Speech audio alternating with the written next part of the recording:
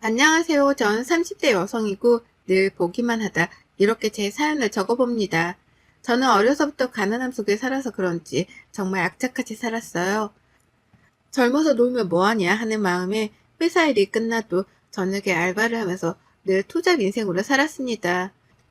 그렇게 일만 하면서 살다 보니까 돈을 쓸 일이 딱히 없었고 그 덕에 돈을 더 많이 벌고 많이 모을 수 있었어요. 제가 성인이 되어 회사 생활을 할 때는 집안 사정이 좋아지며 자리를 안정적으로 잡았지만 전 늘 집이 없는 서러움을 겪으면서 살아서 그런지 내 집 마련이라는 꿈을 꾸면서 남들보다 열심히 일했습니다. 이제 부모님도 알아서 잘 사시고 제 밑에 4살 어린 남동생만 자리를 제대로 잡으면 모든 게 완벽하겠다 할 때쯤 제 나이 30살에 드디어 내 집 마련을 했어요. 작은 돈을 무작정 모으기만 한 건 아니었고 재테크 공부도 하면서 작은 돈으로 어떻게 하면 더 많은 돈으로 불리면서 모을 수 있을까 그렇게 생각을 했죠. 수도권의 30평대 아파트를 제 명의로 계약하고 집으로 가던 날 온 가족이 저를 기다리며 케이크에 맛있는 음식들을 한 상 차려두고 축하를 해줬습니다. 진짜 내 딸이지만 장하고 기특하다. 너 나이에 그렇게 집 사는 게 쉽지가 않은데 우리 딸은 더 큰 사람이 될 거다. 정말 고생했어. 혜진아 정말 고생했고 엄마랑 아빠가 못나서 네가 그렇게 이 악물고 산 건 아닌가 싶어서 속상하면서도 결과물이 이렇게 좋으니까 다행이지 싶다. 내 딸 수고했어. 아니야. 우리 집에 어려운 적이 없으면 오늘 이렇게 큰 기쁨도 누리지 못했을 거야. 난 그래서 현재 이 삶 정말 만족하고 행복하게 생각하고 있어. 고마워. 이게 다 엄마랑 아빠 덕분이야. 그렇게 온 가족이 둘러앉아 축하 파티도 하고 전 그 이후로도 돈도 열심히 벌고 모으면서 재테크도 열심히 한 결과 1.5룸 정도의 오피스텔 하나를 더 샀습니다. 아파트와 오피스텔 월세를 받으면서도 충분히 먹고 살 정도가 되었기에 투잡으로 하던 일을 그만두고 회사 일만 하면서 이제는 여유를 즐겼어요. 좋았습니다. 20대 내내 이 악물고 악착까지 산 결과로 남은 생은 정말 평온하게 보낼 수 있다는 게 참 행복하고 좋았어요. 여유가 생기니 연애를 할 때도 마음가짐이 달라졌습니다. 제가 금전적으로 안정이 되었고 여유가 있으니 상대가 꼭 여유가 있는 집이 아니라도 괜찮은 사람인 인성이 좋으며 합이 잘 맞으면 된다고 생각했고 그러던 중 남편을 만났어요. 홀어머니와 여동생과 살고 있다던 남편도 어려서 참 많은 고생을 하면서 살았고 그 말을 듣는데 공감이 되면서 너무 속이 상해서 서로를 위로하며 잘 만났죠. 결혼에 대해 슬슬 얘기가 오고 가게 되었고 남편과 함께 의논을 한 뒤 결혼하게 되었습니다. 결혼은 원래 제 아파트에서 살까 생각도 했지만 남편 회사가 너무 멀어서 집을 새로 구했어요. 사실 결혼을 할 때 서로 금전적인 부분을 모두 오픈하고 어떻게 할지 계획을 세웠는데 남편이 생각보다 모은 돈이 별로 없어서 조금 당황스럽긴 했습니다. 그치만 뭐 빚이 있는 건 아니고 제가 여유가 있었고 신용도도 좋은 편이라서 제 앞으로 이것저것 해가며 집도 구하고 살림살도 채우고 했죠. 결혼하고 보니 혼자 살게 된 신우가 조금 걱정스럽긴 했어요. 저희가 결혼 준비를 할 때 신우가 일 때문에 독립을 하게 되었고 남편도 나와 사니 얼떨결에 혼자 살게 되어서 얼마나 쓸쓸하고 외로울까 싶었죠. 자주까진 아니어도 꼭 시간을 내서 주말에는 시댁에 가서 시간을 보내야겠다는 생각을 했습니다. 저희 집은 남동생도 있고 부모님 모두 다 같이 계시니까 그나마 괜찮았죠. 연애할 때는 모르던 부분들이 같이 살면서 하나씩 보이기 시작한다고들 하는데 정말 그랬습니다. 제 남편은 연애 때도 게임을 즐겨하는 걸 알고 있었지만 거의 중독 수준이었죠. 퇴근하면 밥도 컴퓨터 앞에서 먹으려고 하고 새벽 늦게까지 게임을 하다 출근을 했는데 그렇다 보니 매일 아침마다 피곤해져서 그렇게 살았어요. 이런 모습이 너무 꼴보기 싫어서 한 번은 뭐라고 했습니다. 여보, 게임 좀 적당히 즐길 수 없어? 지금은 무슨 중독 수준이야. 결혼을 같이 했는데 왜 내가 집안 살림을 다 해? 어머님은 당신 엄마니까 이해하고 군말 없이 하셨을지 모르겠는데 난 당신 엄마가 아니야. 밥 해줬으면 고마우니 설거지라도 하는 신용이라도 하던가 빨래라도 돌리던가 쓰레기라도 버려주던가 해야지. 어떻게 내가 하나부터 열까지 다 하겠어? 내가 뭘 한다고 그래. 당신도 퇴근하고 나면 책 읽고 하고 싶은 거 하잖아. 나도 똑같은 거지. 내가 그렇다고 게임에 빠져서 돈을 안 벌어다 주는 것도 아닌데 뭐가 문제야? 대화의 핵심이 뭔지 이해를 못하겠어? 당신이 게임을 하든 취미생활을 즐기든 어디까지나 즐기는 수준으로 해야지. 당신 할 건 하면서 당신이 돈을 벌어다 주는 게 아니잖아. 나도 돈 벌고 있고 나도 쉬고 싶은데 집안 살려면 다 내가 하려고 하니까 얼마나 버겁겠어. 그거 뭐 얼마나 힘들다고 그래? 내 친구들 와이프들은 맞벌이해도 여자들이 살림 다 알아서 하던데? 그래? 내 친구 남편들도 살림 다 같이 해주던데 이런 논리로 대화하면 끝도 없지 않겠어? 시끄럽고 같이 사는 집이고 결혼도 같이 한 거야. 적어도 밥 해주면 감사할 줄 알고 시익이라도 해. 이런 식으로 아무것도 안 하면 나도 아무것도 안 해? 저렇게까지 싸우려던 게 아닌데 말을 하면 할수록 답답한 마음에 선전포고를 했고 저는 어차피 저렇게 질러버린 거 남편의 행동을 유심히 지켜봤어요. 남편의 게임 사랑은 끝을 몰랐고 괘씸한 마음에 저녁도 차려주지 않았습니다. 저 혼자 맛있는 거 해서 먹고 딱 1인분씩만 해서 유치하게 먹었죠. 밥도 일부러 여유분을 두지 않았어요. 배고프면 뭐든 알아서 다 차려 먹으라는 심보로 말이죠. 본인이 퇴근하고 오면 원래 밥을 개걸스럽게 퍼먹고 게임을 해야 하는데 밥은 없지, 배는 고프지, 게임은 뭐 들어가서 만나기로 한 시간이 있지 하니까 열이 받았는지 저에게 화를 내는 거예요. 아, 뭐해, 진짜 당신 내 밥은 없어? 밥통에 밥도 없고 라면도 없고 뭐 먹으라고 네 것만 해서 지금 처먹는 거야? 뭐? 처먹어? 그래, 내 거만 해서 처먹는데 왜 문제 있니? 너도 배고프면 네 거 해서 처먹어. 손이 없니, 발이 없니? 스트레스 받으니까 말 걸지 마. 그러자 남편은 방문도 일부러 쿵 세게 닫고 혼잣말로 중얼중얼 거리면서 욕도 하는 게 들렸어요. 솔직히 저런 모습을 처음 본 거라서 너무 충격받았고 기껏 밥을 해놓고 목에 넘어가지도 않아서 다 버린 후 방에 들어와서 쉬며 생각이 많아졌습니다. 제가 생각한 결혼 생활이라는 게 절대 이런 게 아닌데 저 사람 곁에서 더 행복해지려고 결혼했던 건데 왜 이렇게 불행해지고 있는 건지 싶었죠.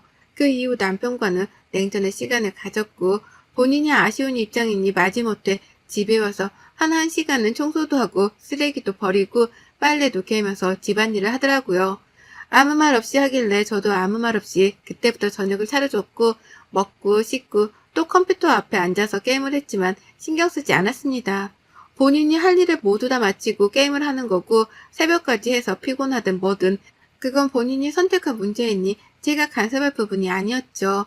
그러던 중 어느 날은 남편이 저보다 먼저 퇴근을 하고 와서는 스테이크에 파스타에 케이크까지 한 상을 차려둔 거예요. 정말 너무 깜짝 놀라서 어리둥절했고 꽃다발까지 줬습니다. 뭐야, 이게 다? 아니, 내가 당신이랑 싸운 동안 생각을 해봤는데 고작 게임 때문에 당신한테 너무 막말하고 상처 준 것 같아서 후회되고 창피하고 그러네. 미안해. 앞으로는 당신처럼 완벽하지 못해도 집안일도 같이 하도록 노력하고 그럴게. 그래, 고마워. 그래서 이걸 다 준비한 거야? 나 요리 못하잖아. 그래서 사실 다 배달로 시키긴 했는데 그래도 옮겨 담으니까 감쪽같이. 그렇게 기분 좋게 남편이랑 저녁을 먹었고 본인도 얼마나 미안하고 후회스러웠으면 이렇게 작은 이벤트를 해줄 생각을 했을까 싶었어요. 그날은 분위기 좋게 하루를 보냈고 바로 다음날 충격적인 말을 들었습니다.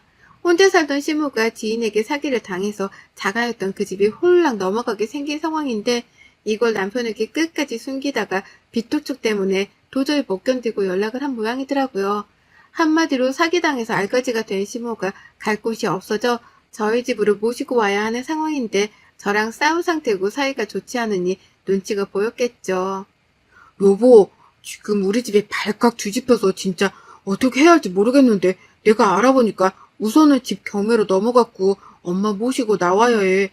그렇게라도 해야 어느 정도 정리가 되더라고. 그리고 내가 대출받아서 2천 정도만 막으면 괜찮은 상황이거든.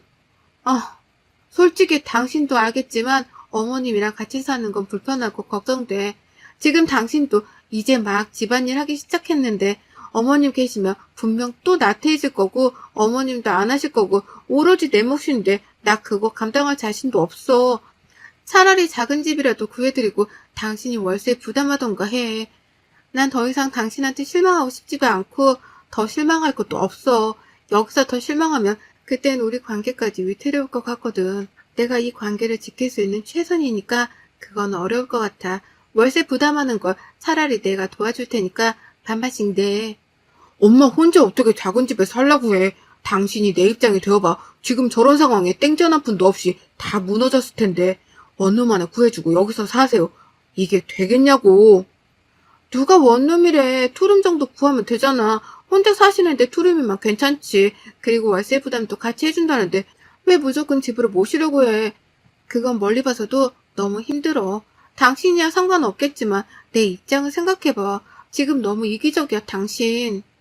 그래, 좋아. 결국 내가 똑바로 행동하지 못하고 당신을 너무 실망시켜서 이런 일이 생긴 거니까 각서를 쓰자. 변호사 사무실 가서 확실하게 공증도 받고 어떤 조항을 넣어야 하는지도 물어봐서 법 효력이 있도록 그렇게 쓰자. 내가 가사 일에 똑바로 돕지 않으면 어떻게 할 건지 등등 다 쓰자. 진짜 미안한데 여보, 딱 1년만 눈 감아줘. 1년 뒤면 승아도 다시 엄마랑 합칠 수 있으니까 그때까지 나도 돈 좀 더 모으고 그렇게 엄마랑 따로 살 수 있게 준비 좀 하게.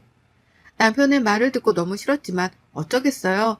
제가 더 완강하게 싫다고 할 수도 없었고 남편 말대로 각서를 작성했습니다. 법의 효력이 발생할 수 있도록 조항을 그대로 넣어서 단어 하나하나까지 꼼꼼하게 말이죠.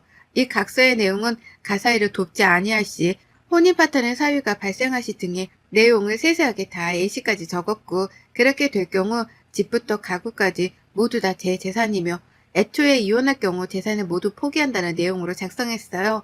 이혼을 하고 싶다고 생각한 적은 있지만 이혼할 생각까지는 아니었죠. 그래도 사람 일은 모르는 거고 본인 입으로 저렇게 말했으니 작성을 안 할 이유는 없다고 생각을 해서 그렇게 적었습니다. 그 후 원치 않았지만 시모는 집에 들어왔고 정말 다 팔고 버리고 옷만 가지고 왔어요. 시모는 한 일주일은 제 눈치를 보는 듯 했죠. 뭔가 제가 있을 때는 소파에도 편안히 안 계셨고 그래서 제가 다 불편했는데 딱 일주일 저렇게 눈치를 보며 행동을 조심조심 하더니만 남편과 시모가 짝이라도 한 듯 어느 날부터인가 행동이 달라졌어요. 본인이 집에 있으면 밥이라도 한번 해줄 법도 한데 제가 와서 차릴 때까지 배고프다고 노래만 부르고 TV 앞에서 떠나질 않을 채 저를 기다렸죠.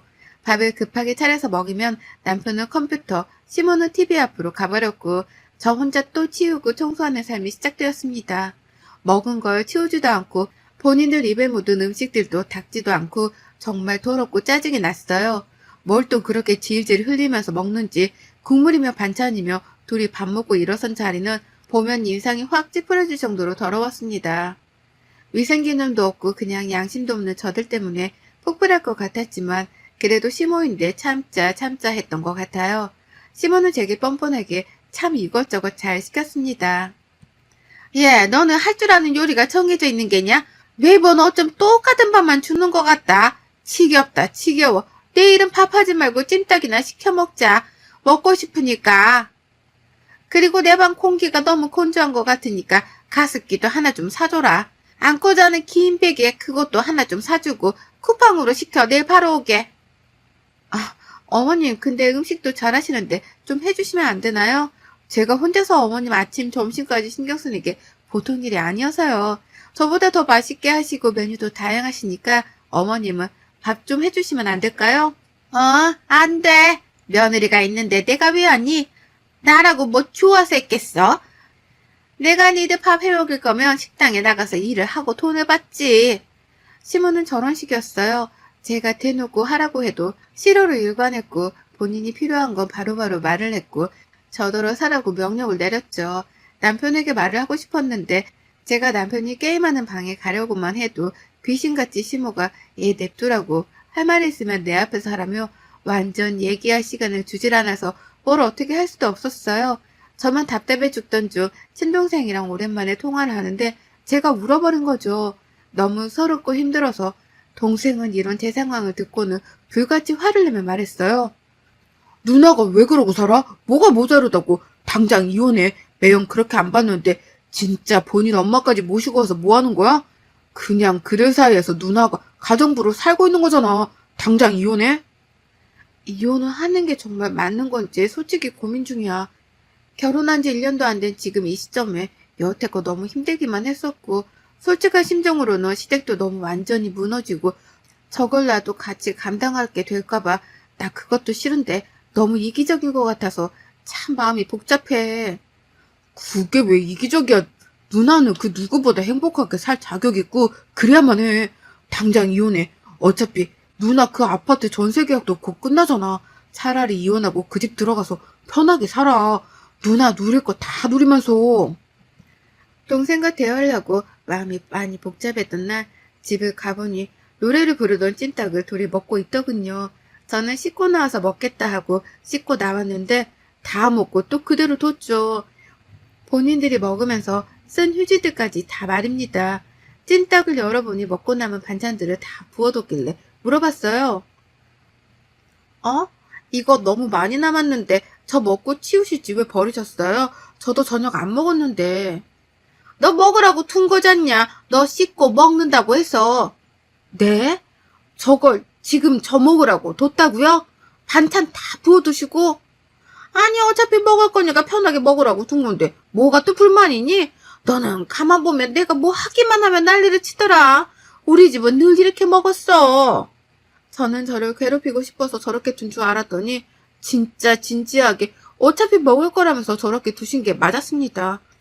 진짜 이걸 사는 방식이라고 해야 하는지 모르겠지만 이런 건 이미 습관으로 몸에 배어있기 때문에 바꾸기가 정말 힘들잖아요. 더럽고 싫었습니다. 저도 모르게 이혼 준비를 마음속으로 한 건지 전세 계약이 만료되는 세입자에게 미리 연락을 해줬어요. 연장은 어려우니 이사 준비하시라고 말이죠. 실거주 목적이라고 말씀도 드리고 최대한 기간은 사정을 봐주며 조율하기로 했습니다. 너무 힘겨운 마음에 남편에게 시무가 있든 없든 말한 적이 있어요. 컴퓨터 방에 가서 문을 닫고 말을 했죠.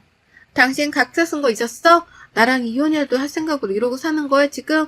당신 엄마까지 모시고 와서 이게 뭐 하는 거야? 내가 가정부야? 말 좀 해봐. 아 여보 지금 게임하잖아 안 보여? 당신 소리 지르고 뭐라고 하는 거 여기 사람들 다 들려. 그니까 조용히 좀 하고 나가. 네가 인간이냐 어? 그 나이 먹고 게임에 빠져서 지 마누라 가정부를 두고 지 엄마랑 둘이 컴퓨터에 TV에 번갈아 가면서 그렇게 살고 싶니? 당신 지금 빚에 허덕이고 있잖아. 그럼 나가서 돈이라도 더 벌 생각을 해야지. 회사만 다니면 그게 끝이야? 이 한심한 인간아. 딱 거기까지만 해라. 한마디만 더 하면 안 참는다. 네가 뭔데 참고 말고야. 한심한 게 존심만 있어가지고 딱 말하는데 나 또한 여기까지야? 더는 못하니까 행동 똑바로 해. 안 그러면 너랑 나랑 끝이야. 남편에게 말을 했고 문을 열고 나가자 시몬은 저에게 막 뭐라고 했죠. 너는 내가 지금 이 꼴로 있으니까 네 남편도 우습고 나도 우습지? 어디서 못될 것만 배워서는 네가 돈 좀 있다고 사람 무시해도 되는 거냐? 어머님도 저한테 함부로 말씀하지 마세요. 집도 뭣도 없이 맨몸으로 쫓겨나신 어머니 거두고 있는 게 저인데 고맙지도 않으세요? 저 같으면 고맙고 눈치 보여서 낮 시간에 청소라도 할 것 같은데 양심에 털이 난 건지 참. 어머님도 그렇고 저 사람도 그렇고 양심이라고는 눈꼽만큼도 없네요. 그렇게 시무랑도 대판 싸우고 아무것도 하기 싫은 상황에서 저는 마음을 추스리고 또 추스리면서 일상을 보냈습니다. 그러던 어느 날은 퇴근하고 왔는데 거실에 짐들이 가득 놓여있고 신우가 있는 거예요. 불길한 느낌이 물었습니다. 이게 다 뭐예요? 아가씨 왜 여기 있어요? 내가 오라고 했다. 얘가 좀 일이 있어서 월세를 몇 달이나 밀렸나 봐. 그랬더니 글쎄 집주인이 인정머리도 없이 쫓아냈다고 하잖아. 그래서 어쩌겠냐. 지 오빠랑 내가 여기 있고 우리 집이 여기니까 일로 오라고 했지. 나랑 방은 같이 쓸 거니까 신경 쓰지 마라. 저는 폭발했고 도저히 생활을 하고 싶지 않았습니다. 악에 받쳐서 질렀어요. 대체 지금 뭐 들어는 거야? 여기가 왜 당신네들 집이야? 지금 내 집에서 니들끼리 기생충 촬영하냐? 염치가 없어도 세상에 정도가 있지. 식구들이 어쩜 하나같이 기생하려고만 들어? 적당히가 없어. 적당히가. 아무것도 안 하고 놀고 먹는 한량처럼 지내는 주제에 진짜 니들은 사람도 아니다. 내가 딱 말하는데 바로 내일 니들 짐 사람 불러서 싹 집 앞에 던져둘 거야. 그거 가져가든 말든 알아서 하고. 다들 내 집에서 꺼져. 이게 어디서 막말이야? 너 죽고 싶어? 하면서 제 뺨을 치려고 하길래 맞고 제가 뺨을 쳤어요. 감히 누구한테 손을 올려? 기생하는 주제에 찍소리도 하지 말고 네 딸이랑 아들 데리고 내 집에서 꺼져. 우리 집에서 기생충은 필요 없으니까. 이렇게 싸우는데도 방에서 컴퓨터만 하고 있는 남편에게 또 열이 받아서 컴퓨터 방에 가서 모니터와 본체를 집어들고 던져서 부셨습니다. 그 후 이 기생충들을 모두 내쫓았고 당장 어디로 가라는 거냐며 난리를 쳤지만 인터폰도 꺼두고 무시했죠. 급하게 회사의 사정을 대충 말하고 휴가를 냈고 저는 사람을 불러서 저들의 짐이라고 해봤자 옷밖에 없으니 그걸 다 쓰레기장 앞에 가져다 놨고 문자했어요. 니들 짐 쓰레기장 앞에 있으니까 가져갈 거면 빨리 가져가. 경비 아저씨한테 양해 구했고 자정 넘으면 버리신다고 했어. 절차대로 이혼을 진행했고 그 각서도 함께 제출했어요. 굳이 제출하지 않아도 재산 분할을 할 거리가 없어서 손해 하나 보지 않고 이혼하게 되었습니다. 이혼 후 저는 제 아파트에 들어가서 살고 있는데 정말 이게 사는 거지 싶게끔 삶의 질이 완전히 달라진 거 있죠? 하루하루 너무 행복하게 살고 있는 요즘이고 진작에 이혼할 걸 왜 참았나 싶어요. 어쩌면 제가 연애 때 너무 사랑했던 그 사람의 모습이 돌아오지 않을까 하는 착각의 기다림을 했던 것 같습니다. 여러분의 생각은 댓글로 남겨주세요. 오늘도 시청해 주셔서 정말 감사합니다.